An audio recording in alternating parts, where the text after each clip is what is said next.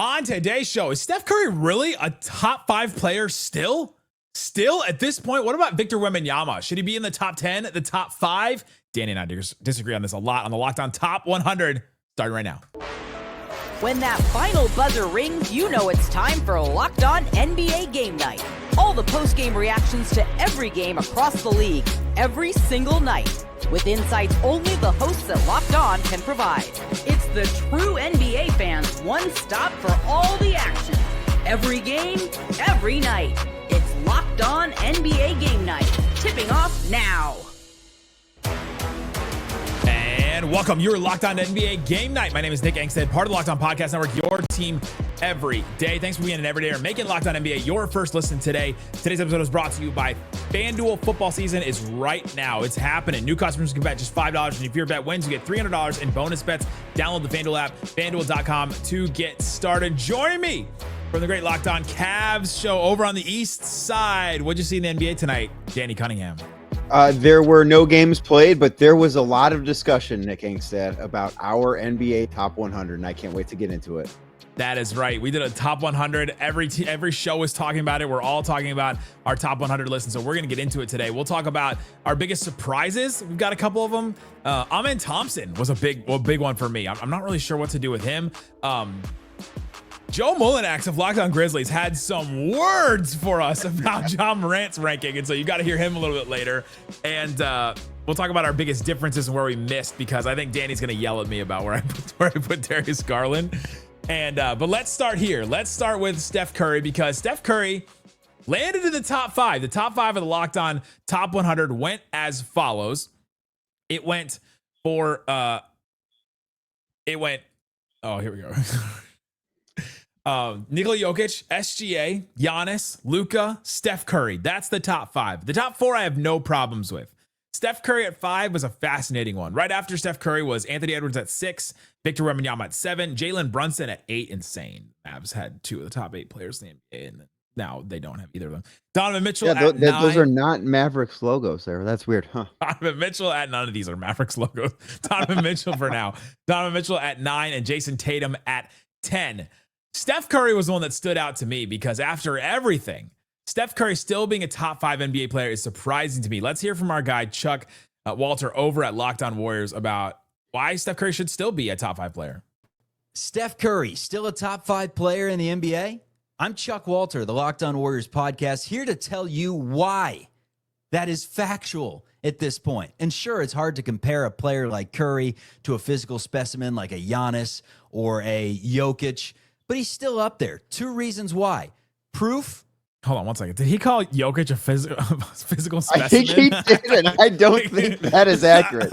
I mean, a lot of things about Nikola Jokić, but man, not in the same. To say a physical specimen in the same sentence, Giannis and Nikola Jokić, no doubt 2 of the best players in the world, but to compare those 2 physically while talking about Steph Curry is objectively hilarious. It's like comparing Luka a year ago and Luka now, like Luka pre-men's health and Luka post-men's health, Maxine. Hey man, that California diet.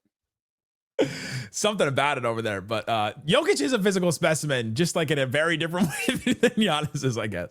He does not look like winning, Giannis. And we'll throw in a third, gravity. The proof is in the pudding that when Curry's on the floor, the team wins, and when he's not, it's not a great basketball team. You saw what they were able to do when Jimmy Butler joined the fold, and he was revitalized, winning. He goes down, they start losing games to the likes of the Atlanta Hawks and the Miami Heat. Curry comes back. They beat the Houston Rockets. Curry goes down with a 1-0 lead over the Minnesota Timberwolves. The Warriors look bad. They lose right away. Also, the gravity. I mean, the number's great, but what he does for his teammates in terms of just commanding defenses on him and getting his squad open looks, that cannot be understated. I'm Charlie Walter, the Locked On Warriors podcast. For more Warriors takes, check us out on YouTube or wherever you get your audio podcast. Danny, I'm not going to argue that he has value, right? Like, I'm not going to argue that, but I don't know about top 5 for me. Right. I think top 5 is a bit much. Like, if you want to say he's still in the top 10, I can't necessarily push back on that. And I do think, to be clear here, we talked about the top 4 not really having arguments there. I think there's a pretty big gap between whoever you have at number 4, one of those guys, between Luka, Giannis, SGA, Jokić, and then whoever you have at number 5. Like, there's a big jump between those two groups. But I think if you are to be considered a top 5 player in the world, we shouldn't have to be talking about needing to get Jimmy Butler to save your team, because that is exactly what happened last year. And the Golden State Warriors still did not get very deep in the postseason. Yeah, they had a 1-0 lead over the Minnesota Timberwolves. They were not going to win that series. They couldn't close out the Houston Rockets in quick order after they had a 3-1 lead. And the winning aspect is what Steph was. I don't know if that's what Steph still is. Since they won the title, they have finished 6th, 10th, 7th in the West. Like, this has not been some great winning team over the last 3 years. They've had some nice moments, certainly, but I think when we talk about winning with Steph, we're talking about the guy that Steph was. And if we are projecting this out, he's 37 years old. We've seen how many players, and I know that there is one currently right now that maybe we'll get into in a little bit that was just outside the top 10. But are still great that into their careers, right? Like, I just think it's a little bit of an unfair expectation for Steph to say, yeah, this guy at 37, still a top 5 player in the league. I just don't see it that way. I don't either. I had him at 8. Where'd you have him? I had Steph at 9. So it's not like having him in the top 10 should still be an honor.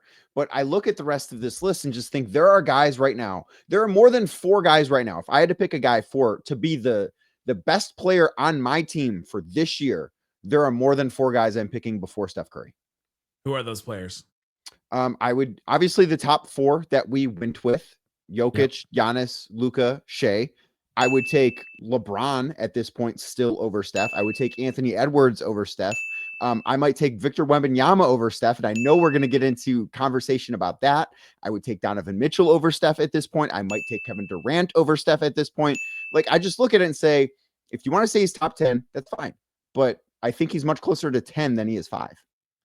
Interesting. I think you named more than 9 players. I think I did name more than 9 players. I imagine. You said I would take these players over. You didn't actually do it in your top 100. No, I took 8 guys over him. One of fair. them had an Achilles injury, and Tyrese Halliburton right now. And I think there's a case, another one, which doesn't count for this year, obviously. Another one in Jason Tatum. Like, if both guys are healthy, I'm probably taking Tatum. That's not a discussion right now because Jason Tatum is not going to play basketball for most of the season. But I just think that he's closer to 10 than he is 5. There's no shame in that. It's a great place to be at 37 years old. But 5 was the first eye opener for me when I saw the list. Me too. You get through the first 4 names, you go, okay, chalk, chalk, chalk, chalk, chalk. And then you're like, oh, whoa, like here we go. Still up there, Steph Curry.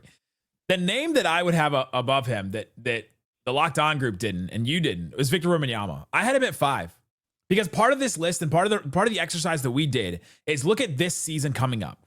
And you look at this season coming up and project a little bit, saying, all right, at the end of this coming season, where will we rank these players? If we actually just evaluate how good they all are overall, where will we rank these players? And I think Wemby's going to get there. I think he's going to get to 5. He's already one of the most impactful defensive players. Like, does FanDuel still have him negative odds to win the defensive player of the year? Like, it is just so wild to look at. He's minus 185 to win the defensive. Like, he is the favorite among all. Like, we don't even have that for the MVP. There's no other award, I guess, Cooper Flag for Rookie of the Year, minus 190. But like, if anybody else wins, it would be a surprise to them on this. And his offense, I think, is going to be boosted with Fox. I think that he's got a bunch of players around on his team now, young players, but I think his team is going to take a step forward this season. I think Victor Wembanyama is going to be on a bigger stage. He's a year older. Hopefully all of the health issues and the blood clot situation has been solved and settled and all that. But Victor Wembanyama ended up being 7 on the list, and I had him 5, and you even had him lower than that. Yeah, I had him at 12, and the projection part of it is why I had him at 12, because the health thing I do think is a scary thing. It's not as if he had, a sore ankle or a sore knee that caused him to miss most of last season. Like, he had a very serious health ordeal, and I do think that there's a world certainly where he gets to top 5 by the end of this year. But I look at what he's done so far, and it's been wildly impressive, but he hasn't played a ton of games, and we've not seen him play in games that matter so far. Because if you look at what the Spurs have been in the first 2 years he's been in the league, they were a 22-win team his rookie year. They were a 34-win team last year. I do need to see him play before I can anoint him. He missed half the season last year. I know, but I have not seen him play in meaningful NBA games. I need to see him play in games that actually matter, that actually have consequence. Last year, the Spurs winning or losing games didn't matter at all. I need to see that actually matter before I can put a guy in the top 5. That's probably fair, but I'm thinking he's gonna get there and get to those games that matter for sure this season. And that might happen. Like, that would not be a surprising thing to me. But I'm also, if you look at where the Western Conference is at right now, if you are a top 5 player in basketball, your team should be a no doubt playoff team, because you should be that good that you can just say, you know what, no matter what else is around me, and I understand the West is harder than the East, but no matter what else is around me, my team's going to be in the playoffs. Can you say that about the Spurs right now, that Wemby is going to be that good, that no matter what else, they're going to be in the playoffs? I don't think you can. Well, maybe this is just me with the residual feeling of watching a top 5 players team not make the entire postseason a couple seasons ago. That was something I saw and go, that is a top 5 player, and yet I just watched his team not make it. His team made the playoffs last year, though, Nick. It just wasn't your team. He did. And the year before that, I was in the NBA Finals. Yep. Coming up, let's get into the other biggest surprises. And we got to hear from Joe Mullinax about Ja Morant, because I had him about where Locked On did. And Joe's still mad at me. We'll talk about that and more coming up. Locked On NBA continues next. Today's episode of Locked On NBA Game Night brought to you by FanDuel. We just talked about the FanDuel awards. Right now, Victor Wembanyama minus 185. Like, they'd be surprised if he doesn't win this. For the Defensive Player of the Year, Chet Holmgren plus 650, Evan Mobley plus 1600, Amen Thompson plus 2000. We're going to talk about him in a little bit. Anthony Davis plus 2200. That's the one I would watch, because if he plays enough games, I think this Mavericks defense is going to be good enough to where, like, he might get some votes on that one. So feel good about that. Go check out that. And if you want to take advantage of the new offer right now, if you're a new customer, you can bet $5, and if your bet wins, you get $300 in bonus bets to use across the app on anything else. So if you're ready to play, download the FanDuel app today by visiting FanDuel.com to get started. That's FanDuel.com to place your first $5 bet. FanDuel.com. Please gamble responsibly.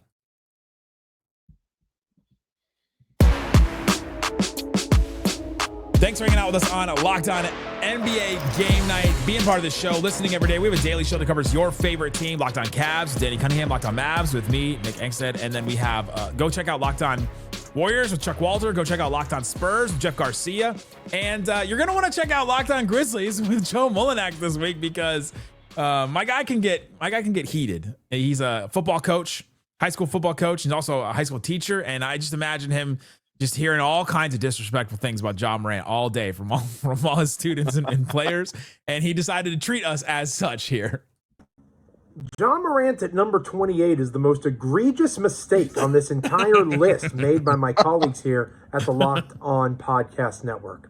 I'm Joe Mullinax of Locked On Grizzlies, and Ja Morant at number 28, behind some of the names that he's behind. Not after a suspension, not after an injury, not after any reason that should bring doubt into your mind that Ja Morant is not going to be able to suit up for the Grizzlies this season. After a 15 or so game stretch, after the coaching change to Tuomas Isolo from Taylor Jenkins, where Ja looked more like himself, after a Game 3 performance against the Oklahoma City Thunder, where Memphis was up by 20-plus points in the first half, in no way, shape, or form am I trying to say that Ja Morant leads the Grizzlies to a series win against the eventual NBA champions. I'm trying to say that Memphis doesn't get swept, and I am most certainly trying to say that Ja Morant is not worse than 27 other NBA players. Okay, he said I'm not saying this. I'm not saying this. I'm not saying I was angry. I'm not saying that. Don't put it in the paper I was mad. Don't put it in there that I was mad, but we were going to beat the Thunder. We were going to beat them. We were going to take them down. I think my favorite part of that rant is basing that there are not 27 players worse than Ja Morant, because the Grizzlies were leading a game by 20 that they went on to lose, that they did not win that game. They went on to lose that game. Yes, they were up by 20 in the first half, and that is why Ja Morant is a top 25 player. No, they lost that game. They were swept in that series. Yes, Ja Morant was not able to finish that series because of an injury, But what are we doing here? Like, Ja is a very good player. He's played 59 games in the last 2 years. He's not made an all-star game in 3 years. Ja Morant, what he once was great. We've not seen that guy for a while, Nick. I also like how part of his reasoning was the new coach that replaced Taylor Jenkins. Like, Taylor Jenkins was fired on March 28th. Like, how many games? Right. Like, we're talking about, like, what, 12 games? Like, and how many of those games mattered? Not just for Memphis, but for the teams they were playing. How many of, like, they had a game against Charlotte mixed in there. That game did not matter. I'm sorry. I'm not going to take away Ja Morant going 10 of 21 and scoring 28 points in that game as something that's going to move the needle for me. He played a game against the Dallas Mavericks, the hospital Mavs that I was at. And that game did not matter. That game didn't matter because they just destroyed them in that game. Where did you end up having Ja Morant? Because he ends up going at 28, which I didn't think was too bad. I had him at 25. I put a little bit of stock in him and I said, all right, I'm gonna bet on Ja Morant and that he's gonna be healthy this season. I put him at 34, and I had him down there not because he's, and I guess to take Joe's side a little bit here, I don't know that there are 33 players in the NBA that are more talented than Ja Morant, but I think that there are 33 players in the NBA that I look at and I trust them and their talent more than I trust Ja Morant and his talent. And I also worry too, how long is Ja Morant's playing style? And I know that he made the jokes last year that he's done dunking and then, continues to dunk. I wonder how long that is going to last, given that he's not exactly the most physically imposing guy that we have in the league right now. So I had him at 33. I had him sort of in that group of guards that I found to be really interesting. Darius Garland, James Harden. I had Kyrie Irving in that group. I had Trae Young in that group, De'Aaron Fox in that group. And the only guard that I had him above in that group was De'Aaron Fox. And most of it's because I trust all those other guys more right now than I trust Ja Morant. It's an interesting one. There's so many guards in that area. You're like, oh, what level of defensive liability are they too? That's one of the big questions that I had to ask. And I ended up putting Darius Garland at like 38 because that question, maybe it was fresh off of the LeBron KD conversation when they were talking about Darius Garland. Maybe that influenced my decision. But I just started to look through, and one, Darius Garland doesn't lead his team. It's Donovan Mitchell. So I don't know that I at least don't know that I've seen enough of Darius Garland being the number one on a team. Like I have a Trae Young who I had higher than him.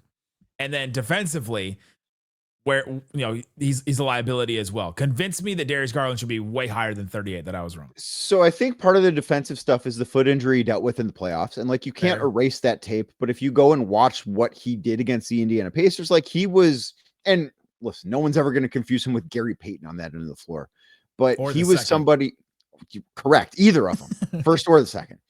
But he couldn't move. And I think that made things a lot worse defensively. And the pushback I would have defensively is, okay, but he's also been a part of a team that led the NBA in defense. Like he started a lot of games for a team that finished first defensively with a very young Evan Mobley at that point too. And Darius Garland was not the reason they were able to do that. But you can't tell me that some guy is such a liability defensively that, he can be one of the leaders in minutes for the team and that team can still finish first or still finish somewhere in the top 5, top 7 defensively, because that is what the Cavs have statistically been over the last 3 seasons. So I do struggle with the defense thing just because if he's that bad and the Cavs are still pretty good on that end, I just don't know that it matters that much to me that maybe he's not some lockdown defender. Well, didn't it matter in the playoffs though? Wasn't that one of the things that really came out in that series? I mean, it mattered when he was hurt. And I don't know how much that would have mattered had he not had a foot injury that needed surgery and is probably going to cause him to miss the start of this upcoming season. Like that's how bad that injury was. And I think that there were other injuries the Cavs were dealing with. Like Donovan Mitchell had a calf strain. He could not move. Evan Mobley missed a game in that series because of an ankle injury. DeAndre Hunter missed a game in that series. Like that Cavs series, not to make excuses for them because they got firmly outplayed, but that was pretty impacted by injuries. And I think Darius Garland is the one that we look at the most and say, yeah, what he did in the postseason was most impacted of all those guys by the injury he had. Interesting. Coming up, let's talk about Paul George, because Paul George's ranking actually surprised me, and it shouldn't have because I had him very low, but he still went even lower than I thought. Let's talk about that coming up. Locked on NBA Game Night continues. Thanks for hanging out with us on Locked On NBA Game Night. We're talking about the Locked On Top 100. You can go find it on LockedOnPodcast.com. You can also find the special that's coming out soon, so go check out that. We've got great stuff all the time across all the Locked On shows. We'll be talking about it. I did an episode on it yesterday. I'm sure Daniel will do it on Locked On Cavs. And we're talking about where all these guys are ranked. We're talking about surprises and where some of these surprising rankings were. Paul George was one that actually surprised me when I finally saw the list because it really just solidified how far Paul George has fallen in this. Paul George went to 76 in the Locked On Top 100. I ranked him at 81. Where did you have him? I had him at 89. I was even lower on Paul George than you were, Nick. And I was lower than the consensus, and yet still I was surprised by how low he went. Let's hear from our guys, Mark Farzetta and Keith Pompey over at Locked On Sixers on Paul George, and what do we even do with him? George coming in ranked at number 76 seems about right for the 76ers swingman. Mark Farzetta, Keith Pompey, Locked On 76ers. Similar to other Sixers on this list like Joel Embiid, this shows me, Keith, that again, Paul George isn't expected to be healthy yet again in the upcoming season. Yeah, it is. It does say that, but it also is kind of like give you a state of where the 76ers are. You know, we both agree that it seems about right, but it shouldn't seem about right when you talk about the success that the team wants to have, because 76 is a role player for the 76ers. So I don't know, man. It's the guys, I think they got it right, but it just doesn't look good for the 76ers this upcoming season. The guys got it right, but it doesn't look good. I didn't even clock that he was 76. Like that I didn't either. That did not. That didn't click for me. That didn't click for me either. And I look at this, and they bring up that's the spot of a role player. That's what Paul George is right now. He's one of the most overpaid role players in basketball. He's not the star of that team. He's not the best player on that team, although the best player on that team very rarely plays, and we have no idea when he's going to play again in Joel Embiid. He's not the second best player on that team because that's Tyrese Maxey. There might be a world, depending on what Jared McCain does this year, where he's not the third best player on this team. Maybe VJ Edgecombe can be great too. I have no idea. Like Paul George, and it's not just the injury. It's when he was healthy last year, he didn't look good. Like he did not look like somebody that was super interested in basketball at that point. Like he looks like somebody that reminds you of a good basketball player. Not that it actually is good anymore. He looks like someone that says, yeah, that guy used to be pretty good, didn't he? These are the players that are around Paul George's rank in the Locked On Top 100. Lou Dort at 73, Lou Dort at 74, Kobe White at 73, Andrew Nembhard at 71. Like that is role player. Like that is role player territory right now. Cam Johnson at 77, Drew Holiday 78, Michael Porter Jr. 79. My guy Cooper Flagg at 80, a rookie that we haven't even seen yet. Basically the same rating. What'd you think of that? What'd you think of Cooper Flagg being in this? So this one, I was surprised that he ended up, because there were so many. We had that one Locked On meeting with a bunch of hosts, and a bunch of them said to me, "I'm just not going to rank him. I'm just not going to rank rookies because they just think that there's just no point in doing that." And I said, "Well, we got to project. Like you're projecting everybody else basically, and yes, you have a sample size for everybody else. We've got to at least project." I had Cooper Flagg at 60 because I started to look through. I started to look through all the names, and I'm like, would I rather have Cooper Flagg than Cam Johnson? Yes, I would, because I think he's going to be impactful on both ends. I think he's going to give you more on both ends than maybe one guy will give on one end or the other. I'd rather take the balance than I would take some of these other guys. And so I was surprised that he made the list, to be honest. And I was happy that he made it at least 80, but obviously I think it's too low. I had him in a 350 way tie for 101st. I did not have him in my top 100 because was it because just he was a rookie?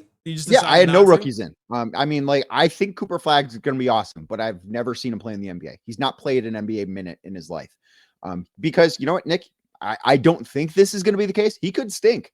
VJ Edgecombe could stink. Ace Bailey could stink. All these guys who I think are going to be pretty good, they could all stink. Like they could all be nowhere near the top 100. And that's why, just like personally, I looked at that rookie class, and there are a lot of guys, like I said, that I like. And I did not even consider any of them because I'm always going to look at least I know this guy, player X, that I have at number 90, or Paul George at number 89. I know he's at least a solid NBA player. I know I can say that. I can't say that yet about Cooper Flagg. 3 months from now might feel pretty different, but right now he's not done it yet. I'm going to say that about Cooper Flagg. Of course you are, because you need hope. just for my personal well-being and all that. Let's do a quick version of Count It Up. Count It Up. We count all the most interesting, fun things in the NBA. Miami Heat owner Mickey Arison, when at the Hall of Fame, was talking about the LeBron, Wade, and Bosh Heat, and he said, in 2010, when Wade, LeBron, and Chris Bosh, we knew we could win. Not one, not two. I guess it was just two. And they cut to LeBron James, and he's kind of chuckling, kind of laughing around. But count it up. If you're LeBron James, scale of 0 to 5, how angry are you every time you hear those words? Not one, not two, not three, not four. I would say 1.5. I think there are things that LeBron hears that make him more angry than that one. I think ultimately he can say, I did win 2 titles, and I've realized just how difficult it is to win championships in this league. So I think ultimately it'll be something that the further away we get from it, the more he can actually laugh at it, because it is hilarious. It was very funny that he was like, I guess it was just 2, and still 2 titles. How many franchises out there? Like the franchise I covered doesn't have 2 titles. How many franchises? Neither does yours, that would kill for 2 titles, right? In 2 years, back to back. That's really difficult to do. Not many guys have won back-to-back titles in NBA history. LeBron and the Miami Heat have. Another player that was part of the Hall of Fame ceremony was Dwight Howard, who was talking about his former coach, Stan Van Gundy. He said, because of you, I'm in the Hall of Fame. I said this before. There is no Dwight Howard without Stan Van Gundy. I still remember in the playoffs, you had us doing plays for guys who never even got in the game, because you never know. And they cut to Stan Van Gundy, and he mouthed the words, you never know, like he knew exactly what he was talking about. My question for you, Danny, is, count it up. Who's a player that needed a Stan Van Gundy in their lives and could have made the Hall of Fame? And I've got an answer. He's in the. Oh man, he's already in the Hall of Fame. But I think if Carmelo, so he had Stan Van Gundy. I think if Carmelo Anthony had a different coach, I think he's a much better, different player. Do you think he needed I think that's a good one. I wonder if he needed a different coach or a different situation. Probably both. I mean, I guess those 2 things go hand in hand. That is a great question. Carmelo's such a great answer there. I have one more while you're thinking. And yes. He currently has a podcast, and he says some crazy things and has done some wild things. But I wonder if Gilbert Arenas had a better coach, and a coach to like keep him in line in some way that could have gone very different for him. I will go with Derrick Rose, because I think Fair. If he has a different coach that's not Tom Thibodeau, that does not run him into the ground physically, maybe it's a different story. And there's no debate. Derrick Rose was a Hall of Fame talent, and somebody that I don't think will be in the Hall of Fame. I think he will be the first ever NBA MVP to not eventually make the Hall of Fame. Man, yeah, there's got to be so many more of players you think that, all right, they absolutely could have been in the Hall of Fame, but just didn't have the right coach. Question. Didn't have the right question. Didn't have the right situation. And Dwight Howard, I mean, if he goes somewhere else, like he could end up being something completely different. That's such a good question. I'm trying to think of more. Derrick Rose is the one that I think just stands out the most to me. Like if he would have had a different coach, or if he would have come along now with how far we've advanced, like in the way that players are supposed to take care of their bodies. And, I know that the load management thing is something that often doesn't get the best look from people, but could that have saved Derrick Rose's career? Maybe. Last one of the greatest scorers in NBA history, George the Iceman Gerving, was asked how many points he would average today in today's NBA. He said, none, because I couldn't play it. These guys are so much better than them guys when I played. I had my turn. Now with these guys, let them enjoy it. I enjoyed it when I had my turn. Count it up. Cap on the Iceman George Gervin not being able to score in today's NBA? He could play, and yes. I will say I appreciate the sentiment from him, because so often from the ex-player, what do we hear? We go, oh, it was so much better back in my day, right? Physicality was not so much true. Which is just so false, because players today are bigger, stronger, and faster than they were in any other era. And 20 years from now, players will be bigger, stronger, faster than they are right now. That's just how things work. But I do think the greatest players from every era would be able to figure out ways to play. Now, I don't think that George Gervin would be able to be what he was back then right now, but I think he could still get a bucket or two off the bench. Yeah, I think with the finger roll, the moves that he had around the basket, he could have played for sure. And I think that also you got to think if these guys were playing in today's NBA, they would have had all the advantages that the players have now. Like I think that talent transcends time frames and eras and different things like that. I think that Wilt Chamberlain would have still been the best player in the NBA now than he was, the same that he was back then, right? That's maybe one that needed a different coach. Yeah, that's a good one. Although in the Hall of Fame, so it doesn't in the Hall of Fame still, but could have gone a different direction for his career. But yeah, I just think that I just think about all right, where's the talent, and can the talent transcend if it was given the same advantages as some of these other guys had? And like, absolutely. No doubt. That's the way that I look at things, is the best players, and maybe the biggest difference in the NBA now versus then, Nick, might actually be how good some of the role players are. Like, I do think that some of the role players now that maybe don't get the same opportunity that they deserve with their talent level would have been stars 20, 30, 40 years ago, given their talent level versus the talent level of what a role player was back then. I think that might be the biggest difference. The Locked On NBA Top 100 is here, voted on by NBA hosts of the Locked On Podcast Network. Our Top 100 was formed by experts that cover these teams and players every day. Find the full list on Locked On Sports today, on YouTube, wherever you get your podcast. Don't miss our reactions on Locked On Cavs, Locked On Mavs. Go listen to Locked On Sixers to hear about what do you do with those players. That one is wild. Go check that out, guys. Thanks for hanging out with us on Locked On NBA Game Night. Stick here with Wes Goldberg, Matt Moore, and Hayes doing stuff during the day. Thanks so much for listening to Locked On NBA Game Night.